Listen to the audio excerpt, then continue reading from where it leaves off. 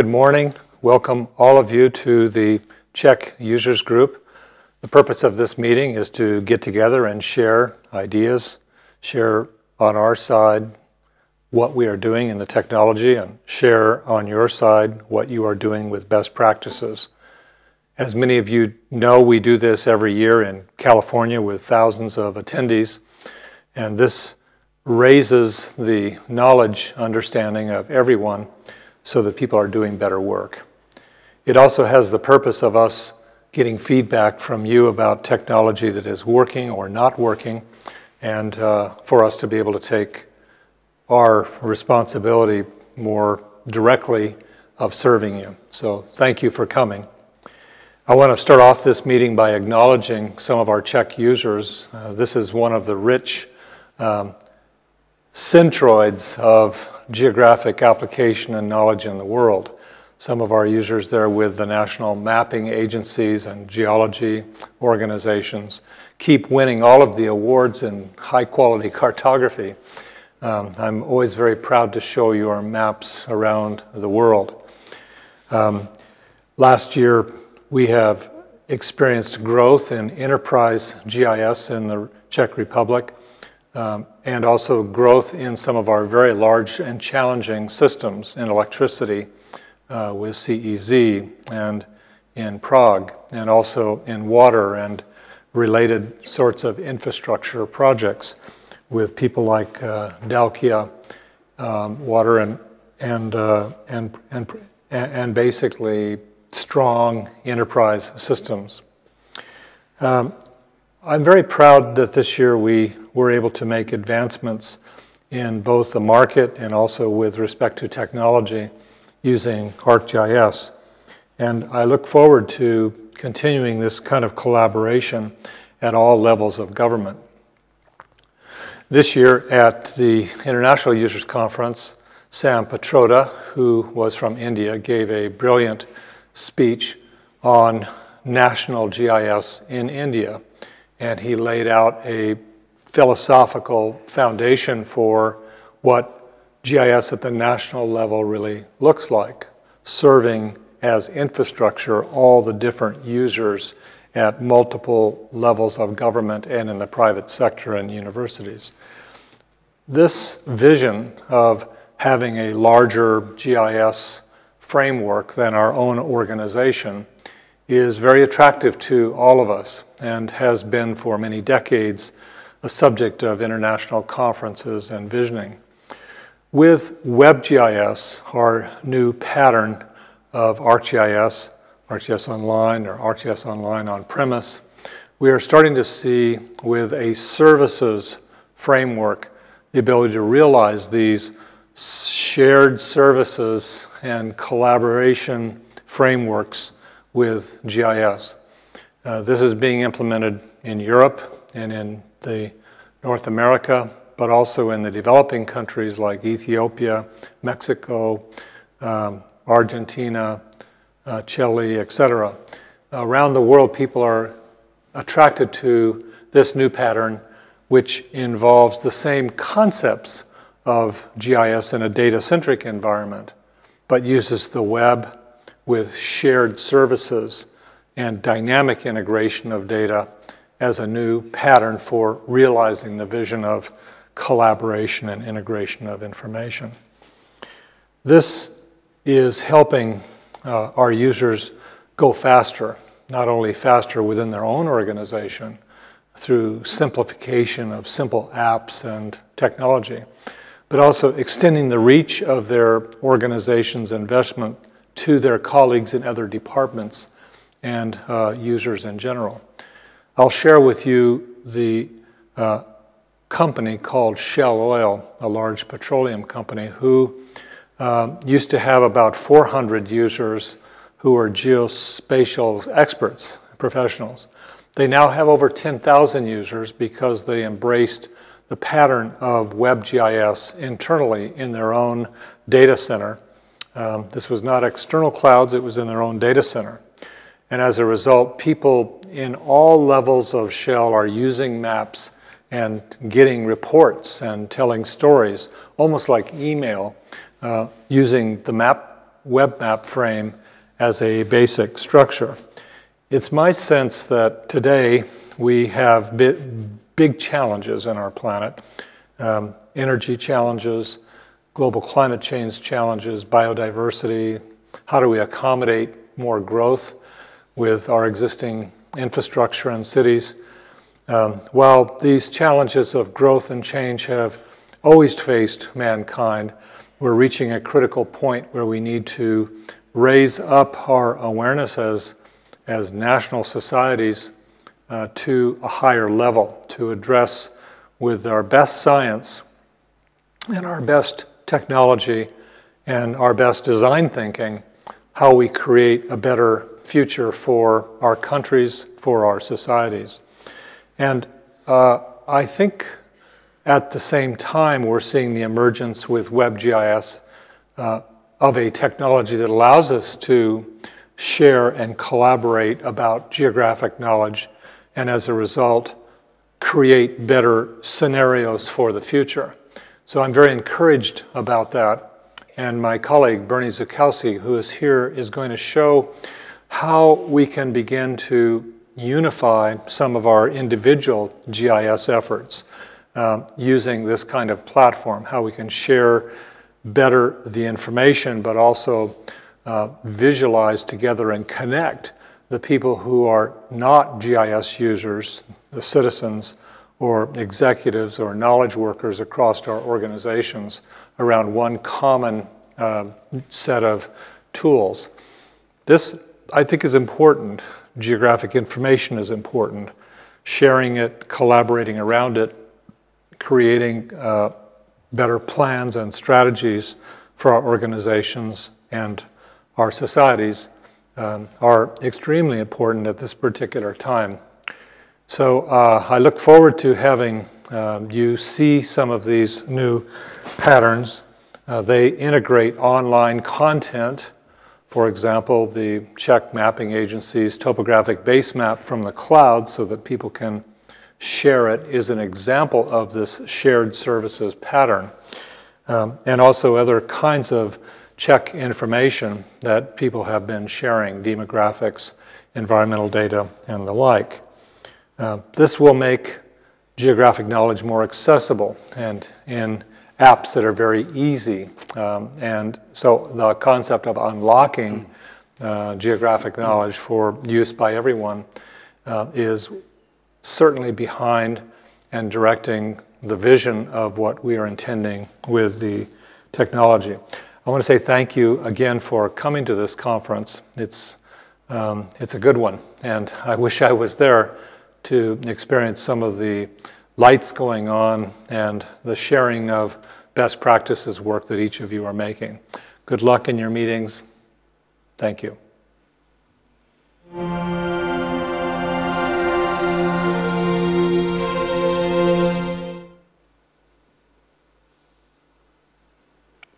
Good afternoon. Welcome back from lunch. Thank you for joining me here this afternoon. My name is Bernd Szukalski, and it's my privilege and my pleasure to be with you here this afternoon. And I'm very excited to be here. This is, I think, my fourth trip to this conference, and it's always an excellent conference. And I appreciate Peter having invited me back again this year. I've gotten to know Peter very well over the years, and I've gotten to know many of his staff very well, and you're fortunate as GIS users to have such an excellent organization as ArcData here to serve you and help you be successful with GIS. So it's a wonderful organization, and I'm very happy to be here today. So today what I'd like to talk to you about is something I find very, very exciting. I think we're at the crossroads of some very large opportunities for us as GIS professionals as ArcGIS evolves on the web. So today, we're actually very fortunate. We have lots of information. In fact, we almost have too much information. Our challenge is how do we take this information, bring it together, make it more available, and share it with others. So our challenge isn't so much information, our challenge is communication. So how do we communicate? As humans, we communicate in many different ways. One of the ways that we communicate is through photographs, like this photograph from the National Geographic Society. This photograph tells a story, and we can look at a photograph and understand many things just by viewing it. We also communicate in other ways. We communicate through art. So the great works of the famous painters also speak to us in different ways, and they create emotion and they tell stories, and it's another great way to communicate. Now, as GIS professionals, the way we communicate is different than photography, it's different than art, but it's art of a different sort. We communicate through GIS maps.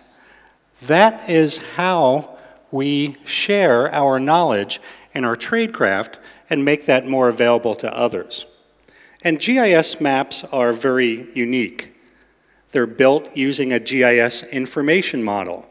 So it's a formal, structured way that we organize our data and bring it into the context of a map. Our data is also authoritative, so that people that use our maps know it's good data and it's coming from an authoritative source, so they can trust in what they see and what they might do with it. GIS maps are also a way that we embed our knowledge, our tradecraft, our skills as GIS professionals are contained within the map. And maps for anyone are very simple to understand and they're very simple to use. Now, the first map that I fell in love with was actually a USGS topo map, a large paper map that I used to buy from a store, and in many ways that paper map was still the ideal map because I could carry it with me anywhere I went, so it was a great mobile device. It also could be fit to many different form factors, so I could fold it and I could put it in my pocket and carry it anywhere I want to go. I could take it out in the field and I could use a pen, and it would be a great field data collection device. So in many ways, a paper map was an excellent start to where we are today. But of course, maps have come a long way, and they've evolved how we share our geographic knowledge. Now, what we do as GIS professionals is, of course, based by definition on geography.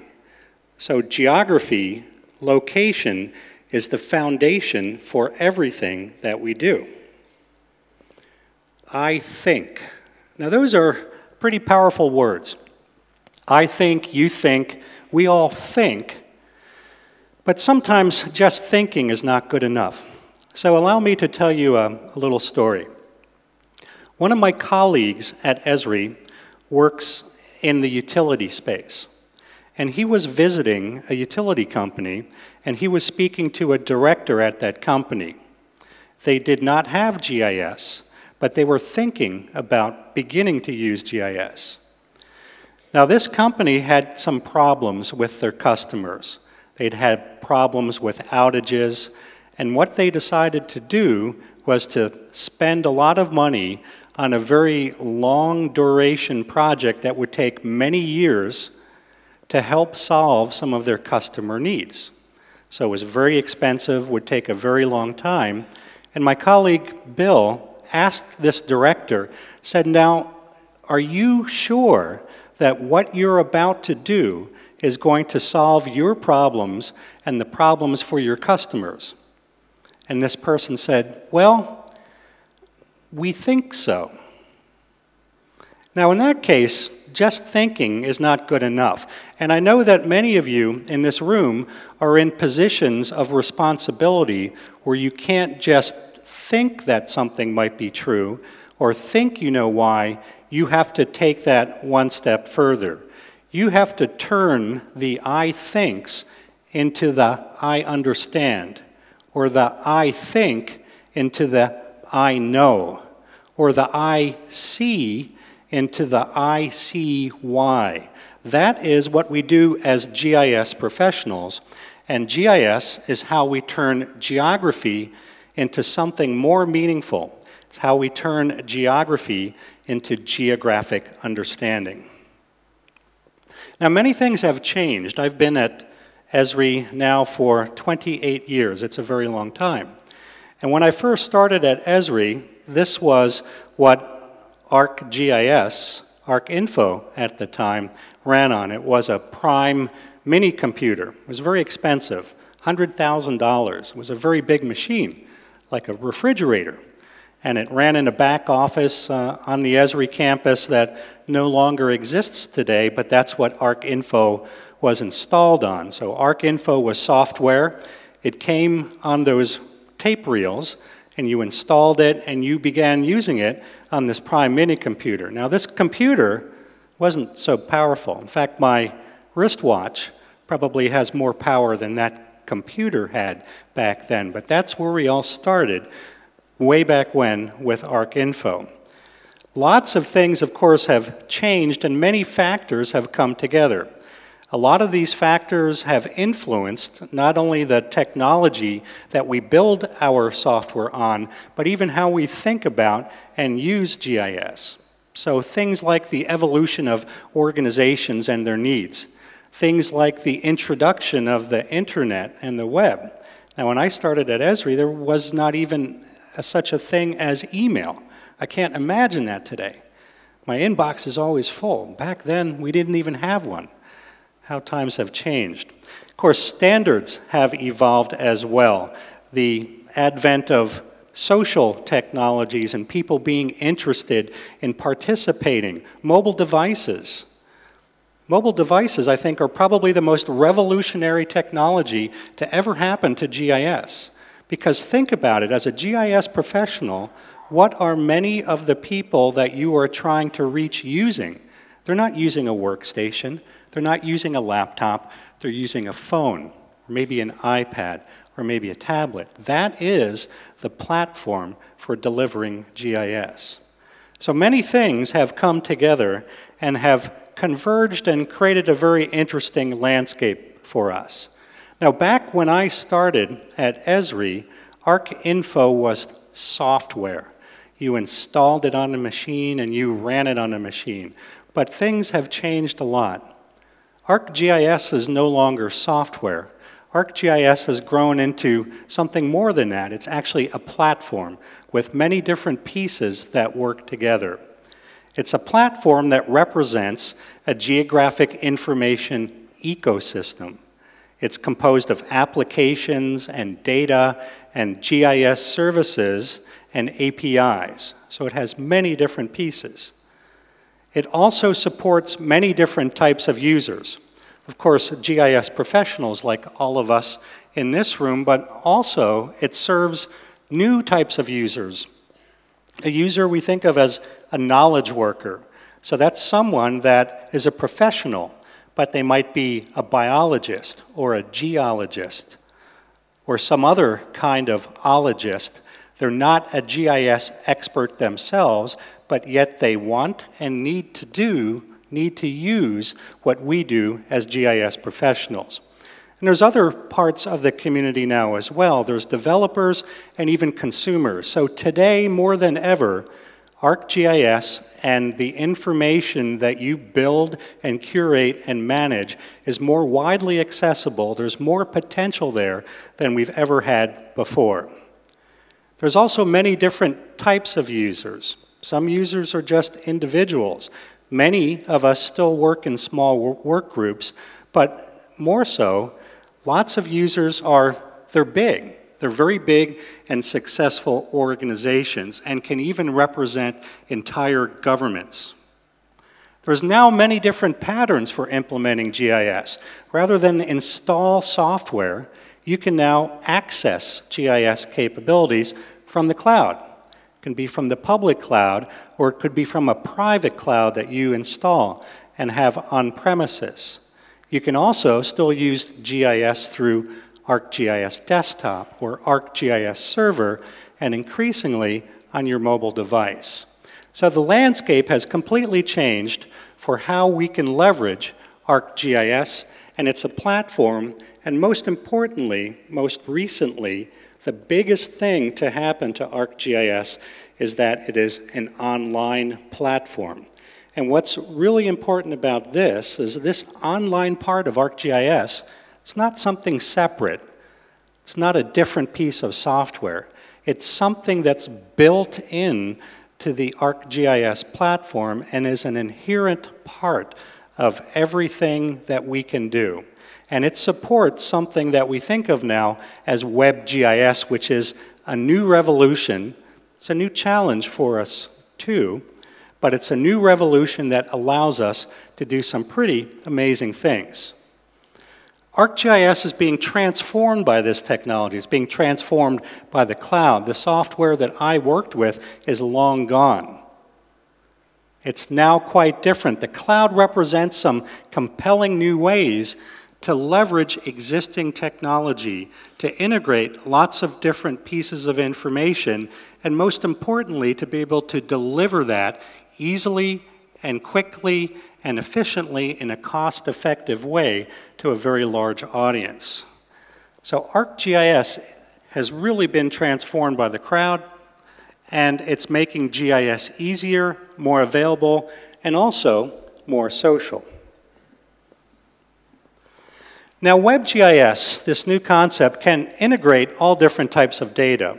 So we can connect to maps and applications and services. We, of course, would expect that, but increasingly, we can easily connect to sensor networks so that we can access real-time feeds and real-time information, whether it's about the weather, or whether it's about traffic, or whether it's about temperature changes, humidity changes, stream gauge height.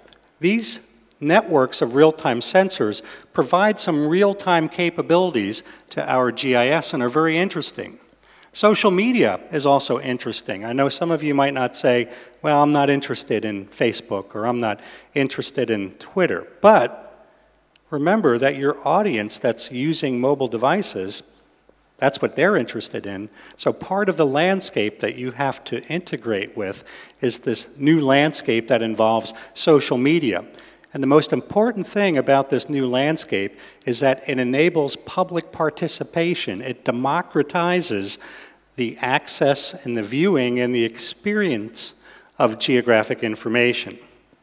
Now there's other types of data we can work with in this system as well. There are 3D scenes. You'll see some very remarkable examples later on this afternoon when Radek and his team come back to show you more about that. And there's lots of other data that we work with, files and spreadsheets, even PowerPoints and photographs and more can be stored in this online universe that enables us to do many things with it. Now, one of the really important things that this WebGIS introduces, or what it revolves around, is a concept called the web map. We call them intelligent web maps, and sometimes I laugh when I say that just because why would I want to use a dumb map? I want to use an intelligent map, don't you? You want to use an intelligent map. But at Esri, a web map, an intelligent web map, is more than a map in a browser. It's actually a technical specification.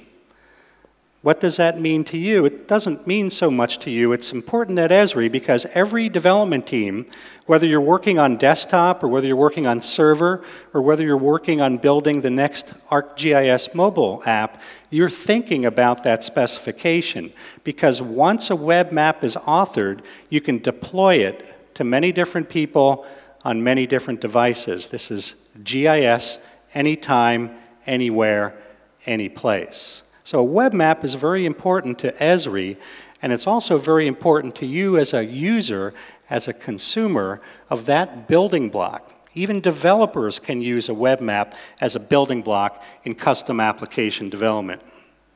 So web maps are very important. Now, WebGIS, it's kind of new. It's only been around for, I don't know, 5 years, maybe more. Services have certainly been around for a long time. But the important thing to remember is that this new ArcGIS Online, this new WebGIS, does not replace or take away from the value of what you already do. In fact, what it does is it enhances and increases the value of what you do. And it complements the way that you work today. You can use your existing data. You can use your existing ArcGIS services. In fact, I often tell people that use ArcGIS Server that ArcGIS Online is the best gift that Esri could have gotten from you. Why do I say that? I say that because your services that you have fought hard to publish and craft and architect are sitting on your server. Okay, maybe you've built some custom applications that use those, but you can register those services on ArcGIS Online and use them with web maps to create applications for everyone. You can create more exposure to everything that you've invested in. And what does that do? It increases the value of your work, and it increases the visibility of you as a GIS organization. And registering your services from ArcGIS Server and using them on ArcGIS Online in this web GIS doesn't cost anything. It's free. It's a great way to leverage what you've already done. Now, oftentimes when we talk about ArcGIS Online, we think of the public cloud. And we also understand that the public cloud is not for everybody. Certainly in the States, we have defense and intelligence agencies and other corporations that deal with critical infrastructure like utilities and power companies, water companies. They, for varying reasons, can't leverage the public cloud for their assets, but that same framework that we use to build ArcGIS Online in the public cloud can also be installed locally on your own infrastructure, and you can power it as a private on-premises cloud. But even the people that do that, typically, unless you're a defense agency or an intelligence agency that needs to live in a tight vault, even those people live in a hybrid context where they keep part of what they do on their own infrastructure, but still leverage the advantage of being able to reach out into the public cloud for base maps or access other services from other users in their area or in their country or even throughout the world. So even those on-premises people implement a hybrid approach most of the time. So one thing about this architecture is that it's very flexible and allows you to implement it in the different ways that you feel are necessary. So when we talk about WebGIS, most people think of ArcGIS Online. What most people think of is that website that you go to. But what I want you to start thinking about is it's not just ArcGIS Online, this website. ArcGIS Online is just built in to the ArcGIS platform. And whether you're a desktop user working as a field data collector on your mobile device or whether you're using a browser, ArcGIS Online is just built in to your ArcGIS experience. But it offers some interesting capabilities. It gives you a way to store and manage all of your geoinformation assets. It lets you very easily create, author, share maps that are built with these services and others that you find. It also enables self-service mapping, which means that you don't have to do all the mapping for everybody. You can help others do their own. Now, what's interesting about that is a lot of GIS users are very afraid of that. Maybe I was at first, too. But it's like, wait a second, that's my job. I'm the GIS guy. I make the maps, not you. So one thing we have to do is evolve who we are as GIS organizations and think about what that means. You no longer have to make every map for every person that comes in your office. What you can do is build the authoritative foundation building blocks that enable and empowers others throughout your organization to make their own maps. You don't want to sit all day in front of spreadsheets that people send you in the email or give you on a thumb drive and make maps for someone. You want to do some fun stuff. You want to do GIS analysis. You want to leverage your core skills and tradecraft to do interesting things. So empowering others to use your substrate, to use what you've done, is a very interesting and very empowering thing. The other thing that ArcGIS Online provides is a way to share and collaborate. And unfortunately, even today, lots of GIS organizations that I meet with, they tend to be kind of closed. They put fences around their data, and it's theirs. They want to keep it secret or private. And what people want is access to that information. These days, if you don't allow people access to your GIS information, they'll find a way to go around you. And you don't want that to happen, because that means that your organization is no longer needed. It becomes irrelevant. It becomes something in the back room, just like that old copy of ArcInfo software running on that prime computer. And we don't want to be there. We want to be part of an energetic, alive, synergistic GIS organization that helps others with our tradecraft and our skills. And ArcGIS Online provides the capabilities to share information, and it also provides a destination, a way for people to find that information and to use it in controlled ways. And ArcGIS Online, out of all of the parts of the ArcGIS platform, continues to be the most rapidly evolving part of that platform, and I see many, many exciting things happening further down the line with that. So think of ArcGIS Online as your geo-information portal. It's a way for you to organize your content and manage access.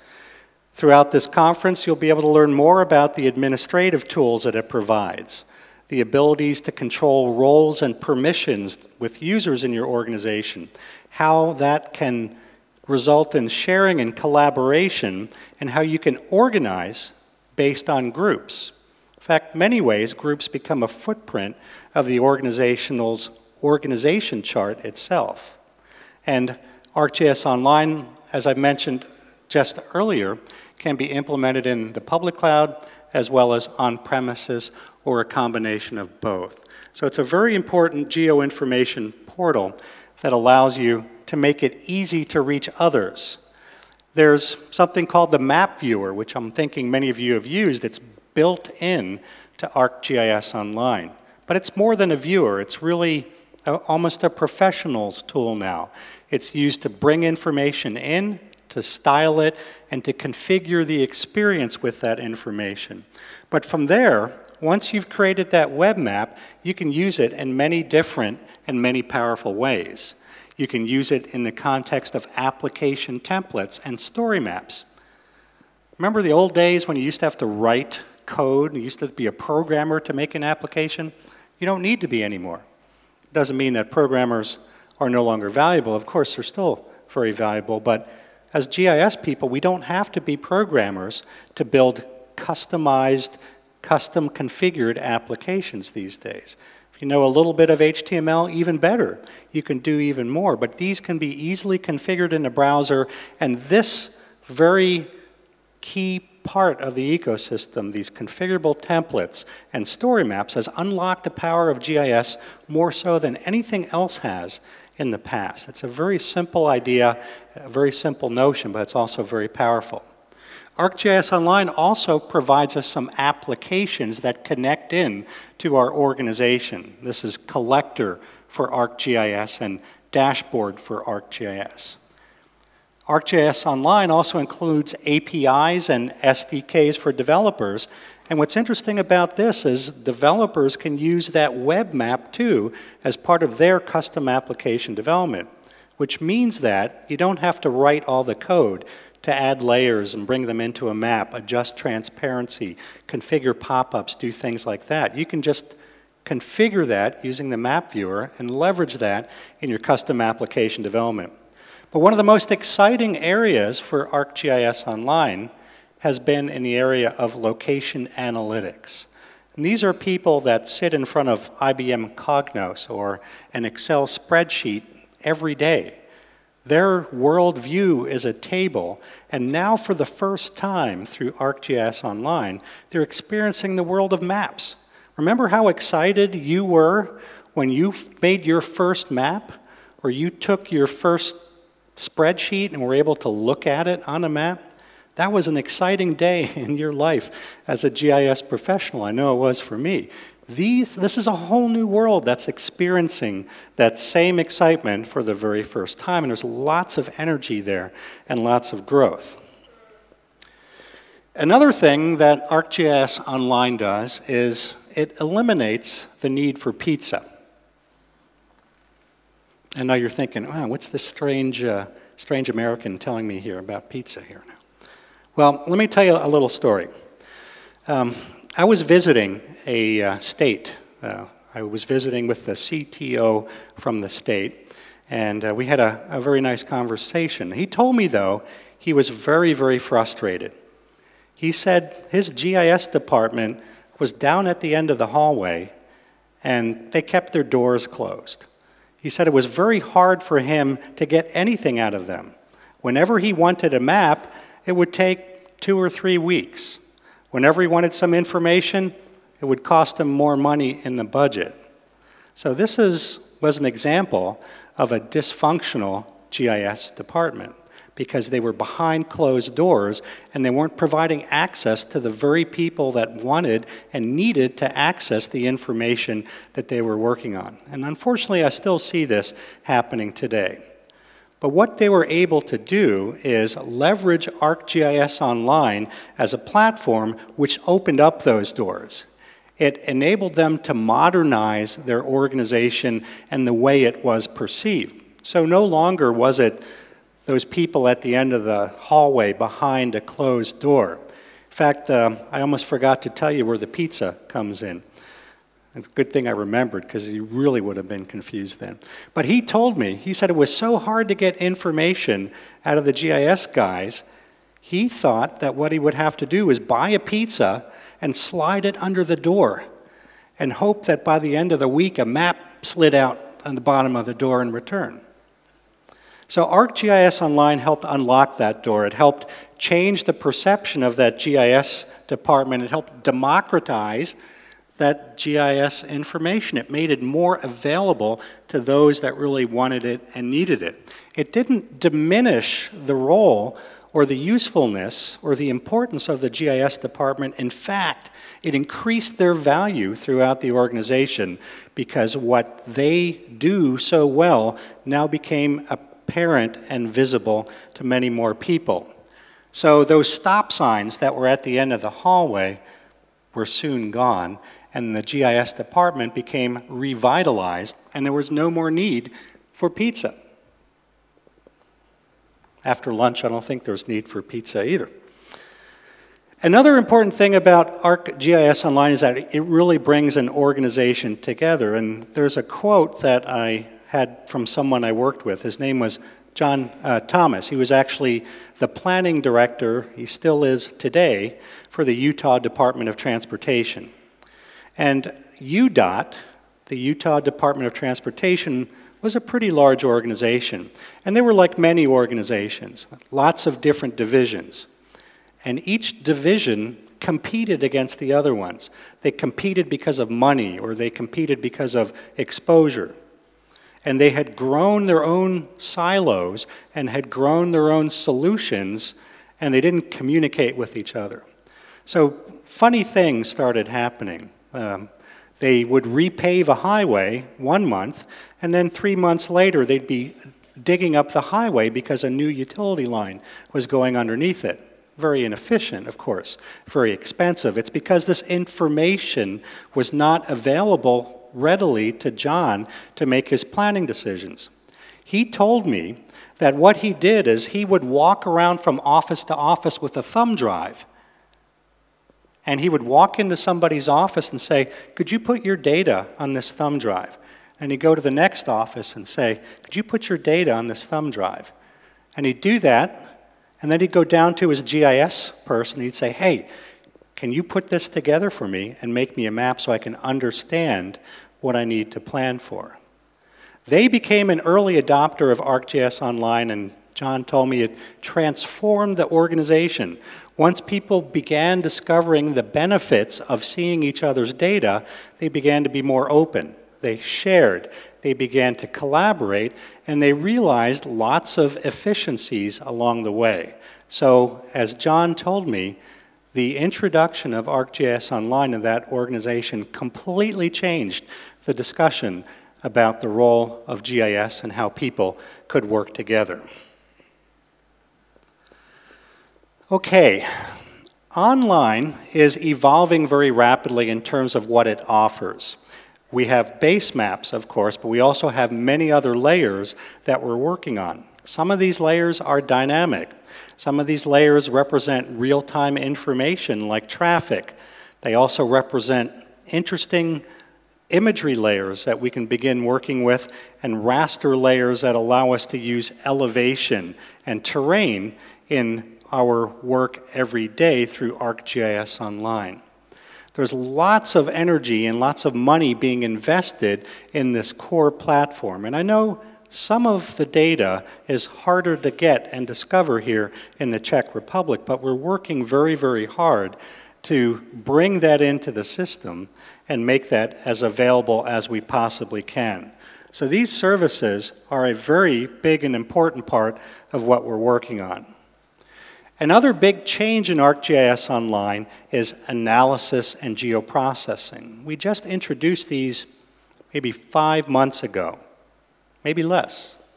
So this is a new and rapidly growing part of WebGIS, and it really makes it a true WebGIS. Before, the only place we could do some of this analysis was in ArcGIS for desktop, but now these are available as services on the web. What does this mean? It means we can extend what we do in our applications easily. It means we can extend what we do on our professional GIS desktop, and it means a whole new world of GIS users that never could figure out ArcGIS for desktop or ArcGIS for server are now empowered with GIS themselves. So this is a very big step forward in terms of what we're able to do. The other thing that's been happening is we are using this same ArcGIS Online framework to service different communities and focus on different communities. So earlier, a few months ago, we released developers.arcgis.com. So this is an ArcGIS Online-based framework, but it's focused on the needs of the developer community, and not the GIS developer community so much, but the developer community that we've never been able to reach before. This is very interesting. Something else we just introduced 1 month ago is something called marketplace.arcgis.com. And if you're a business partner, this is going to be an area that you want to think about. It's a place where any GIS user can go and look for content or applications that plug directly into their organization. So they can find you listed there, and they can access and download what you do directly from this marketplace. Now this is pretty new, but it's growing, and I encourage you to go and look there, and we'll be putting lots more focus on this. Now a very big thing happened recently. We announced that with 10.2, ArcGIS Online is now included for all ArcGIS desktop users. So this is very important. It means that you can now enable you and your organizations with the content, the publishing, the analysis, and other things that are part of this online ecosystem. ArcGIS Online serves the needs of lots of different users. As I mentioned, professionals, knowledge workers, crews out in the field, decision makers, and even the public. So I think of it as an online ecosystem, more than just a platform. And what I'd like to do now is pause for a moment and let's take a tour of this ecosystem.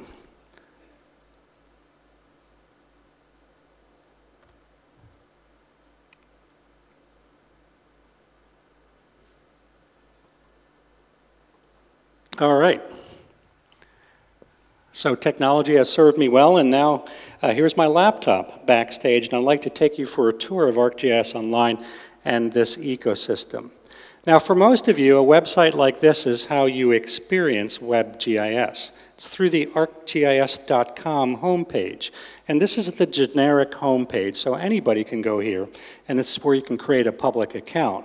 But as an organization, you take this framework and you customize it to suit your organization's needs. For example, this is a state census and economic information center, which is based on this ArcGIS online framework. You can see they've customized it with their own look and feel. They have their own applications on the gallery ribbon. Here's another example. This is from another small city in Portland in the United States, or near Portland. It's the city of Salem in Oregon. And they've customized this experience with their own look and feel, and they put their own maps on the featured gallery page. So this is a destination for people interested in geographic information to visit. Our federal government uses this framework as well. So this is FEMA, our Federal Emergency Management Organization. And right now there's lots of information here about some of the disasters that have happened recently. So here's a map you can click to learn about the cyclone impact in the Philippines, and we had some flooding in Colorado. It's an interesting site to go and see what's going on. And here's another interesting site. This represents another city, Greenville, North Carolina, in the United States. But what I'd like to do is focus on another location. This is an organization I put together for a conference I was at a few weeks back in Australia. So this is one I put together on behalf of the city of Brisbane, and this is an interesting gallery ribbon and has some interesting applications that I can open up and begin to use. So this is a destination where I can go. These applications are pretty easy to use, and this is an interesting one which lets us look at aerial imagery and also another type of base map on top of flood.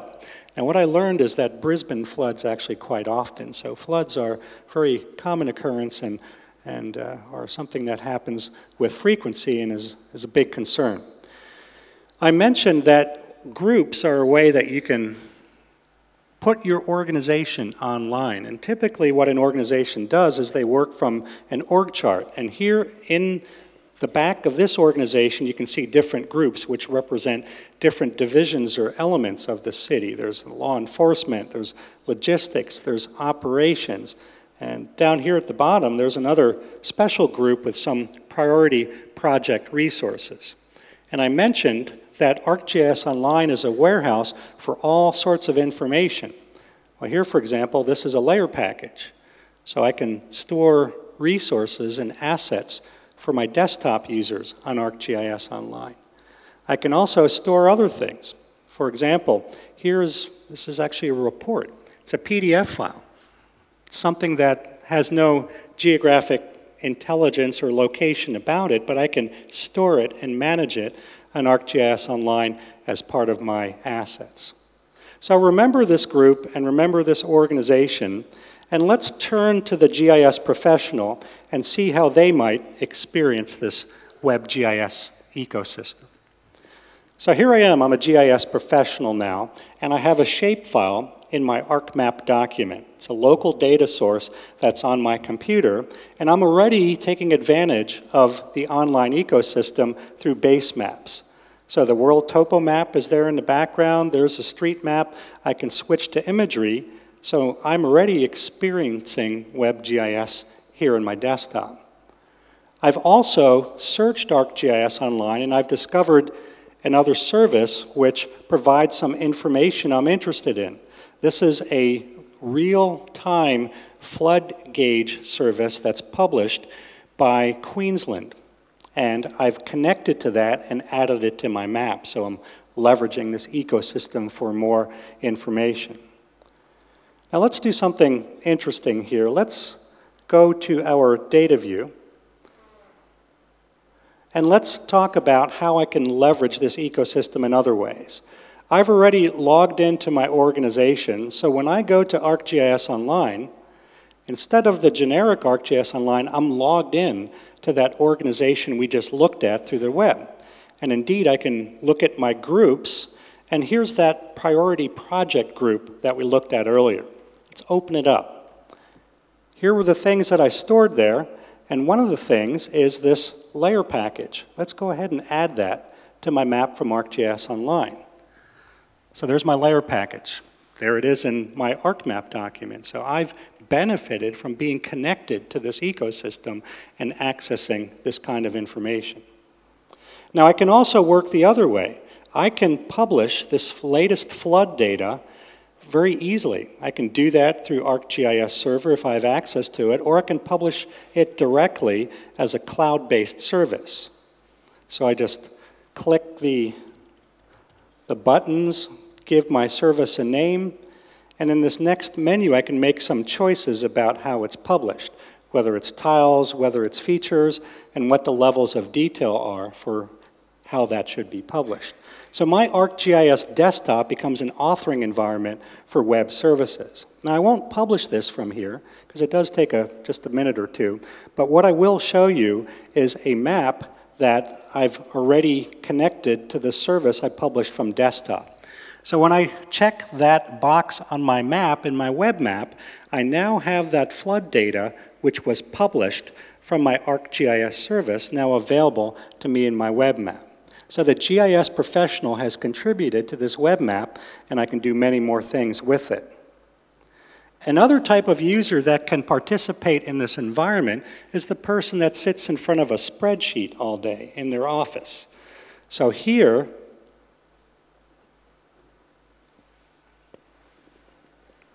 I'm sorry, I've lost the view of it. There it is. Okay, my view on my screen disappeared here for a second. I can go ahead and add my Excel data directly by address or by lat long, and I just, again, follow a little menu, and there are my hospital locations on my map. I'm also connected to my organization, so I can do things like search for flood data, and I can bring that back into my map as well by adding it to my spreadsheet. So this is pretty interesting. It works both ways. I can share my hospital information back to my organization as well, and I can fetch data which came from that GIS professional that just published it on the web, and I can bring that into my Excel environment as well. So here are the hospitals which were published from Excel. So everything's coming together. Now one of the new things that we added is the ability to perform analysis. So here are just a few of the growing list of analysis tools that I can now apply to this data. And if I go back to my map and turn this layer on, I've already done an analysis. I've created a buffer around these hospital locations and dissolved that. And I can use these buffers now in other geoprocessing and analysis operations. So things are coming together quite a bit. Now let's turn to something a little closer to home here, and let's take a look at some interesting story maps. These are very interesting applications, and they're made with templates. So they're very easy to do, and in fact, I'll do one for you here very quickly. This is an interesting application. It lets us look through two maps and lets us view a different data source behind there. And we can find other ones which are of interest as well. For example, one of the things I'm interested in is caves, and when I search for caves, here's an interesting little story map which tells me a story about the commercial caves here in the Czech Republic. So there was a conference here not long ago, and folks from the office helped put this application together, and you can view this story map online and learn more about where these caves are, if you have an internet connection. We'll try this one more time.